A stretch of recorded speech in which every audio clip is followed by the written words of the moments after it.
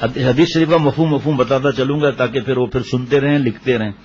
جس شخص نے حدیث سے سب حدیث مبارکہ کا مختصر مفہوم بتاؤں گا. جس شخص نے رمضان کا روزہ رکھا اللہ پر یقین رکھتے ہوئے اور ثواب کی لالچ رکھتے ہوئے، اللہ تعالیٰ اس کے تمام سابقہ گناہ صغیرہ معاف فرما دیتے ہیں.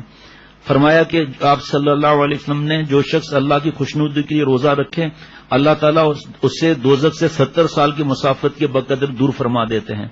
قیامت کے دن روزہ اور قرآن شفاعت کریں گے، ان کی شفاعت قبول کی جائے گی. جب قیامت کے دن حساب کتاب ہوگا تو روزے داروں کے لیے اللہ تعالیٰ اپنے عرش کے سائے میں دسترخوان بچھائیں گے. عرش کے سائے میں دسترخوان بچھائیں گے. کس کی میزبانی ہوگی سوچ لیں ذرا. اس میں تو ہمارے تو احباب جہاں دیکھتا ہوں جوان نہیں بھی ہوئے تب بھی روزے رکھ رہے ہیں.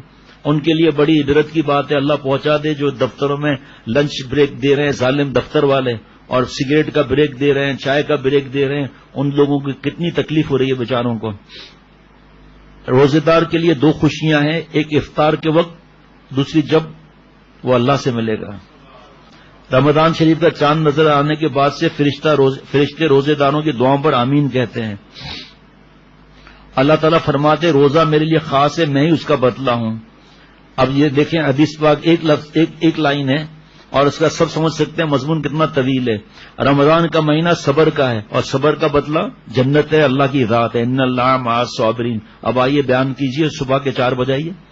اب مختصر بتا دیتا ہوں کہ میں آپ ہماری بہو بیٹیاں کینہ دل میں نہ رکھیں، معافی مانگ لیں، اچھے اخلاق رکھیں، کوئی بات چھوٹی ہو یا بڑی ہو دل میں نہ رکھیں، معاف کر دیں، دل کو خالی کر دیں اللہ کی عبادت کے لیے، اور اپنے اخلاق اچھے رکھیں.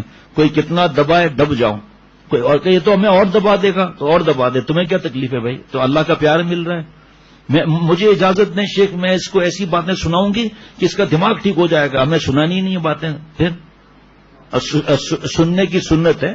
برے جملے بھی آپ صلی اللہ علیہ وسلم نے سنے، کیسے جملے سنے. یہ آخر کیا ہوا اور کیا ہو رہا ہے اور کیا ہوگا قیامت تک.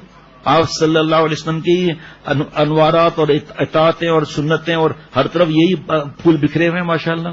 اب ہماری مرضی ہم پھول چنیں یا چھوڑ دیں تو ہمارے اوپر ہے. اس لیے صبر کیا ہے جلدی عرض کر دیتا ہوں. شکایت نہ کرے، اطاعت کر کے تکلیف اٹھائے، گناہ نہ کر کے تکلیف اٹھائے. اب گناہ جو ہے اس میں غیبت بھی آ گئی، بدگمانی بھی آ گئی، بد نظری بھی آ گئی، گانے بھی آ گئے، چست لباس بھی آ گیا، باریک لباس بھی آ گیا، چاک گریبان بھی آ گئے، ٹراؤزر بھی آ گئے، پینٹ شرٹ بھی آ گئے، اور نامحرم مردوں کا بھی آ گیا.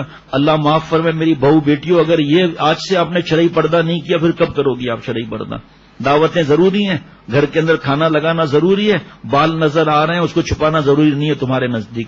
دیکھ بھی رہی ہو اور چہرہ بھی چھپا ہوا ہے، یہ کون سا تمہارا تقویٰ اور کون سا شرعی پردہ ہے؟ یہ اللہ بچائے.